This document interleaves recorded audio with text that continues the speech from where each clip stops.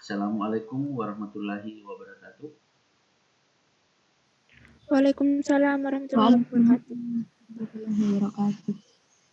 Puji syukur kehadirat Allah Subhanahu wa taala, karena rahmat dan taufiknya lah sehingga kita bisa masuk di materi kita yang baru, yaitu bab 2 di semester genap. Jadi materi kita yang baru ini adalah belajar dari biografi. Bagaimana, suara saya jelas? Jelas, Pak. Jelas ya? Nah, Ya, Pak. saya tanya dulu, pernah dengar kata biografi? Pernah ya? Pernah dengar atau pernah membaca selain hari ini? Nur? Pernah, Pak. Pernah ya? Dengar. Kira-kira menurutmu biografi itu apa? Bukan kaligrafi ya, biografi. Data. Data, ya betul. Bisa juga data, tapi data apa dulu? Nah, oke.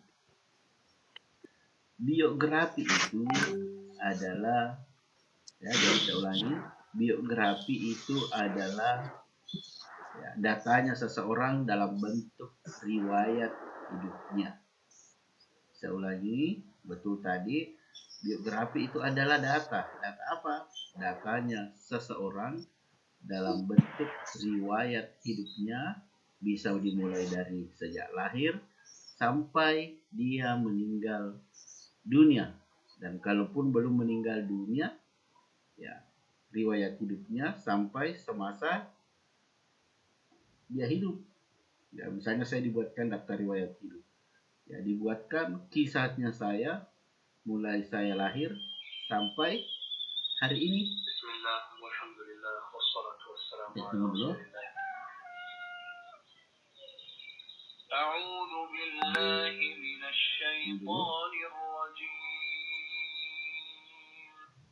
Oke, saya lanjut. Nah, sekarang kita ke buku. Di sini ada poin pertama yang harus kita pelajari, yaitu menelaah teks biografi. Saya ulangi, menelaah teks biografi terdiri dari 3 kegiatan, ya. Terdiri dari 3 kegiatan. Ya. Kegiatan 1 yaitu mengidentifikasi ciri teks biografi berdasarkan isinya. Kemudian yang kedua, mengidentifikasi strukturnya. Dan yang ketiga, menemukan polanya. Namun yang akan kita pelajari hari ini poin 1 dulu. Bagaimana sih ciri-ciri teks biografi berdasarkan isinya? Oke, Nirmala Lasari, bisa dengar suara saya, Nirmala Lasari?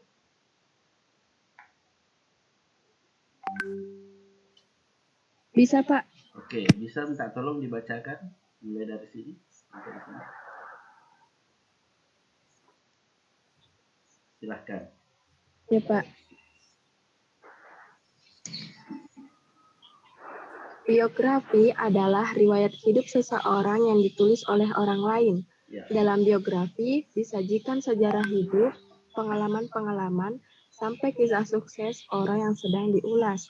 Coba kamu buka KBBI, Kamus Besar Bahasa Indonesia, dan kajilah pengertian biografi.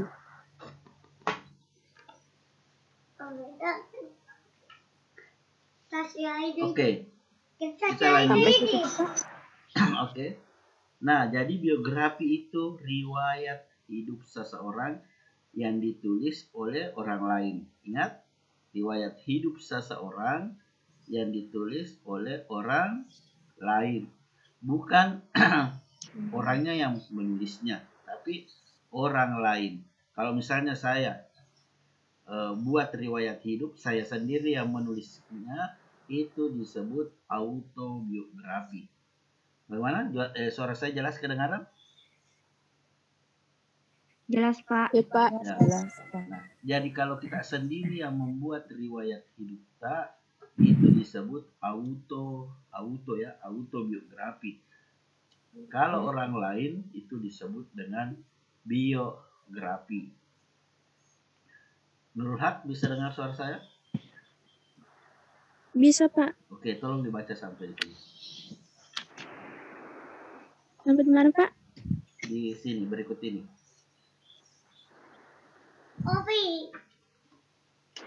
Silakan. Mulai umumnya, Pak. Iya. Umumnya, biografi menampilkan tokoh-tokoh terkenal, orang sukses, atau orang yang telah berperan dalam suatu hal yang menyangkut kehidupan orang banyak. Membaca sebuah biografi akan memperkaya wawasan dan sebagai teladan, agar dapat menjalani kehidupan dengan baik dan mengisi hidup dengan karya yang bermanfaat. Tentu hal itu tidak hanya bermanfaat bagi diri sendiri, tetapi juga orang lain, agar dapat memahami dan mengambil pelajaran dari sebuah biografi. Kerjakanlah kegiatan-kegiatan berikut ini. Oke. Nah, perhatikan. Jadi, biografi itu siapa sih yang bisa dibuatkan biografi? Semua orang bisa dibuatkan biografi. Tapi rata-rata yang ada biografinya adalah tokoh-tokoh terkenal. Misalnya pahlawan. Ya, pahlawan itu banyak, ada pahlawan revolusi. Ya, ada pahlawan kemerdekaan. Kalau contohnya pahlawan ya Pangeran Diponegoro, pahlawan kemerdekaan, Jenderal Sudirman, itu ada semua biografinya. Kemudian kalau pahlawan revolusi, misalnya Jenderal Ahmad Yani, ya, Jenderal Nasution. Kalau orang sukses, ya bisa seperti presiden, menterinya, atau pejabat-pejabat yang setara dengan menteri. Atau orang yang berperan besar dalam suatu hal menyangkut kehidupan orang banyak. Misalnya gubernur, bupati, itu bisa dibuatkan biografi. Membaca sebuah biografi, ya, kalau kita membaca riwayat hidupnya seseorang yang terdiri dari satu buku, itu bisa menambah wawasan, ya, sebagai teladan agar dapat menjalani kehidupan dengan baik dan bisa mengisi hidup dengan karya yang bermanfaat. Ya, kalau di buku itu biografi dijelaskan secara singkat. Namun saya sudah share di Classroom, ya. Di Classroom itu sudah ada, saya bisa perlihatkan dulu.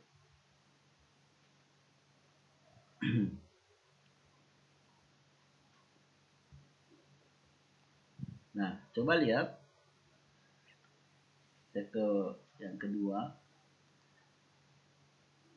Biografi itu berasal dari bahasa Yunani yang memiliki arti hidup dan grafien yang berarti tulis.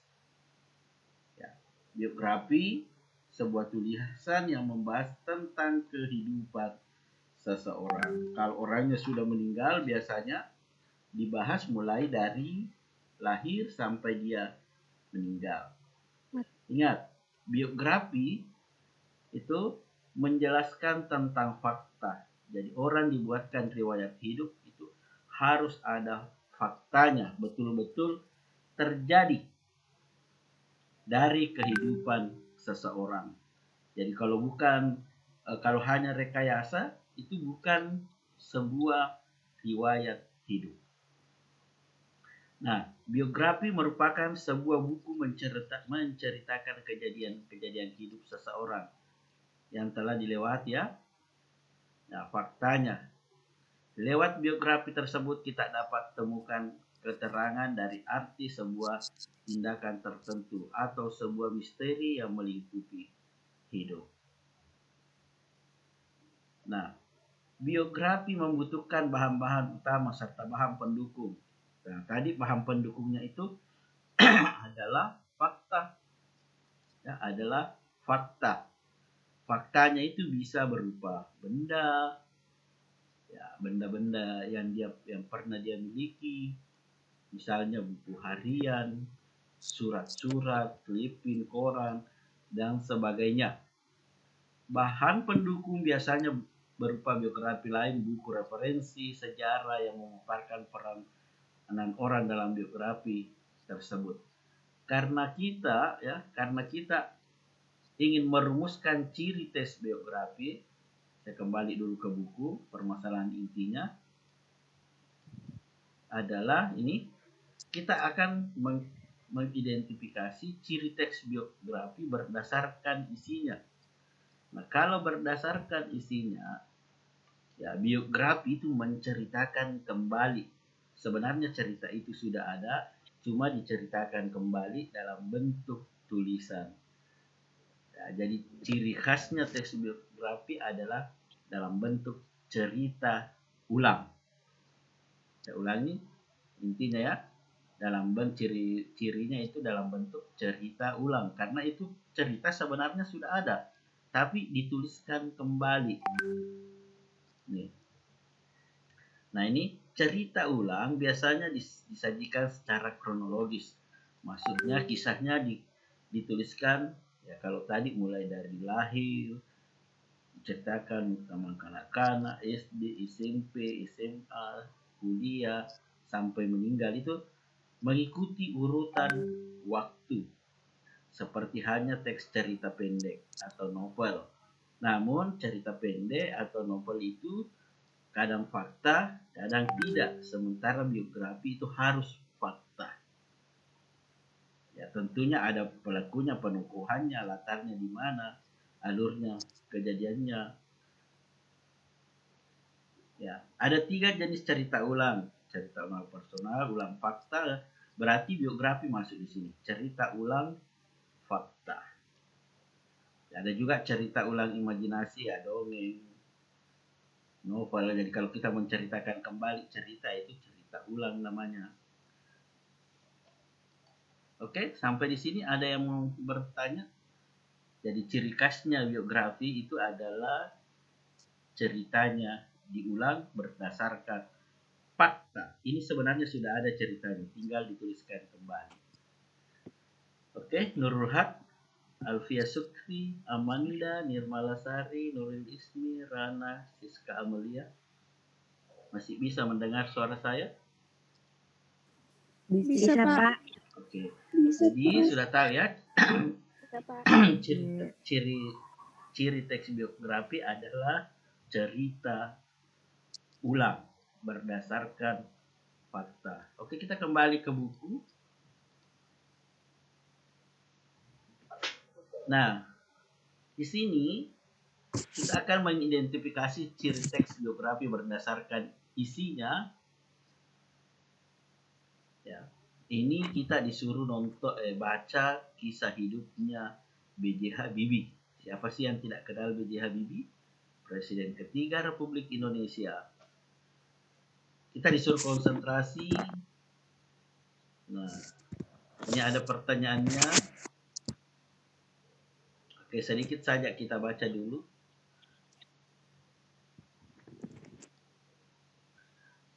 Rana, bisa dengar suara saya? Bisa, Pak. Oke, silahkan Rana dibaca satu paragraf saja. Biografi B.J. Habibie. B.J. Habibie adalah salah seorang tokoh panutan dan menjadi kebanggaan bagi banyak orang di Indonesia. Beliau adalah Presiden ketiga Republik Indonesia. Nama dan gelarnya Profesor Dr. Dr. S.C. Mult Baharudin Yusuf Habibie. Beliau dilahirkan di Parepare, Sulawesi Selatan pada tanggal 25 Juni 1936. Beliau merupakan anak keempat dari 8 bersaudara, pasangan Alwi Abdul Jalil Habibie dan R.A. Tuti Marini Puspowardojo. Habibie menikah dengan Hasri Ainun Habibie pada tanggal 12 Mei 1962 dan dikaruniai 2 orang putra, yaitu Ilham Akbar dan Tarek Kemal. Oke. Terima kasih Rana sudah membacakan satu paragraf. Jadi diceritakan, ini nama lengkapnya dulu. Kemudian diceritakan beliau lahir di Parepare, Sulawesi Selatan pada tanggal ini. Nah, Nurul Haq bisa membacakan lanjutannya? Ya, Pak. Silakan. Habibie menjadi yatim sejak kematian bapaknya yang meninggal dunia pada 3 September 1950 karena terkena serangan jantung. Setelah ayahnya meninggal, ibunya menjual rumah dan kendaraannya, kemudian pindah ke Bandung bersama anak-anaknya. Ibunya membanting tulang membiayai kehidupan anaknya. Oke. Nah, ini ada alurnya, jadi diceritakan secara runut atau sesuai urutan waktu. Jadi setelah bapaknya meninggal, ya dia menjual semua barang-barang yang ada di Gorontalo waktu itu. Nah, kalau tidak salah di Gorontalo. Kemudian dia berlayar naik. Mungkin ada yang pernah lihat filmnya Habibie Ainun. Nah, nanti saya putarkan 4 menit yang sudah saya cut, bisa. Berlayar ke Bandung, waktu itu belum ada pesawat, jadi dia naik perahu ke Bandung. Habibie menjadi yatim. Oke, kita langsung saja ke pertanyaannya. Kalau mau dibaca ini butuh waktu lama. Ini ada soalnya. Ya. Sebelum biografi Habibie ini dibuat, ini waktu ditulis ini buku, Habibie belum meninggal. Ya. Nah, Habibie belum meninggal. Nah, saya bacakan yang terakhir. Turun dari jabatan sebagai presiden, Habibie kembali ke Jerman bersama keluarga pada tahun 2010. Ainun meninggal dunia karena kanker. Sebagai terapi atas kehilangan yang dicintainya, Habibie membuat tulisan tentang kisah kasih dengan Ainun yang kemudian dibukukan dengan judul Ainun dan Habibie. Buku ini telah difilmkan dengan judul yang sama. Jadi Habibie tidak menuliskan riwayat hidupnya. Seandainya dia menulis berarti disebut autobiografi. Tapi dia menuliskan mulai dari pertemuannya dengan Ainun yang juga ini sudah difilmkan. Ya mungkin ada yang pernah nonton filmnya ini? Halo, Nurul Haq, ini Malasari, Rana? Belum, Pak. Ya oke, bentar. Nah, ini ada pertanyaannya. Mungkin Alfia Sukri bisa menjawab nomor 1. Alfia, bisa mendengar suara saya?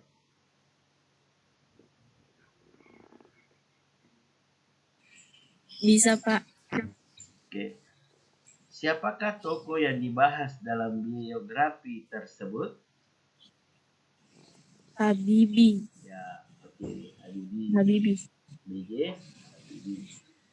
Permasalahan apa yang dihadapi tokoh tersebut? Permasalahan yang pertama, setelah kita baca, itu adalah masalah ekonomi. Kenapa? Masalah ekonomi atau keuangan, karena setelah ayahnya meninggal, ibunya yang membanting tulang bekerja untuk menyekolahkan anak-anaknya. Oke, ini nomor 345 kita bahas saja. Saya perlihatkan semua jawabannya.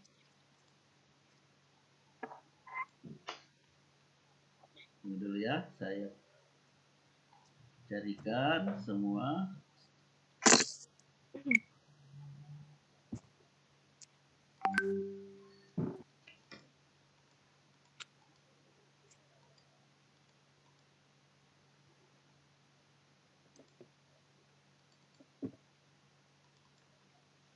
Oke, saya share saja daripada kita berlama-lama. Langsung kita bahas. Ini kelihatan tidak? Kelihatan, Pak. Kelihatan ya. Iya, tetap besar. Oke, nomor 2 tadi. Permasalahan apa yang dihadapi tokoh tersebut? Ya, kesulitan biaya dalam menyelesaikan pendidikan. Bagaimana cara tokoh tersebut memecahkan permasalahannya hingga mencapai keberhasilan? Ya, pergi ke tempat kerja dengan jalan kaki. Sambil kuliah Habibie itu kerja ya, untuk menghemat. Ia bekerja pada siang hari dan kuliah pada malam hari. Bekerja dan mengikuti ujian pada musim liburan. Apa yang menarik, yang patut diteladani ya, yang bisa dicontoh dari sosok Habibie ya, ini tekun, bekerja kerja kerasnya dalam mencapai cita-cita. Kemudian kesuksesan studi dan karirnya di bidang teknologi itu sudah pasti, dan politik. Hal apa yang dapat diteladani ya, tadi keteguhan dan ketekunan dan kesungguhan. Mengapa teks tersebut disebut biografi? Ya karena ceritanya tersebut menceritakan kisah hidup seorang B.J. Habibie dan ditulis oleh seseorang yang mengandung keteladanan dan bermanfaat bagi pembacanya. Kemudian yang terakhir, apa yang membedakan teks tersebut dibandingkan teks lain, misalnya cerpen atau berita. Ya kalau biografi itu fakta, ya ini jawabannya, bukan hasil rekaan. Sementara cerpen itu atau peristiwanya meskipun menarik tapi terkadang bukan fakta. Oke, sampai di sini ada yang ingin ditanyakan? Silahkan. Ada yang ingin bertanya tentang biografi? Saya, Pak. Tidak ada ya.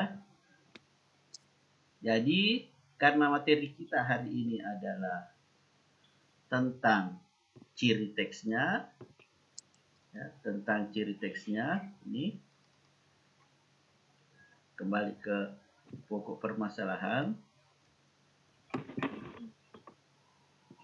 Nah, jadi ciri teks biografi berdasarkan isinya itu, yaitu cirinya cerita ulang yang dikisahkan kembali. Bisa dikisahkan dalam bentuk tulisan atau dalam bentuk cerita. Tentunya berdasarkan fakta. Jadi itulah ciri teks biografi berdasarkan isinya. Oke, ada yang ingin bertanya? Tidak ada ya? Oke, tapi ini saya simpan dulu. Jadi saya tutup, jangan keluar dulu. Karena tidak ada yang ingin bertanya, saya akhiri dengan kesimpulan bahwa ciri teks biografi itu adalah cerita ulang yang dikisahkan kembali berdasarkan fakta atau kejadian yang ada. Dengan ucapan alhamdulillahirrabbilalamin, saya nyatakan pertemuan pertama untuk materi kita yang baru, yaitu tentang belajar dari biografi, untuk hari ini saya nyatakan selesai. Assalamualaikum warahmatullahi wabarakatuh.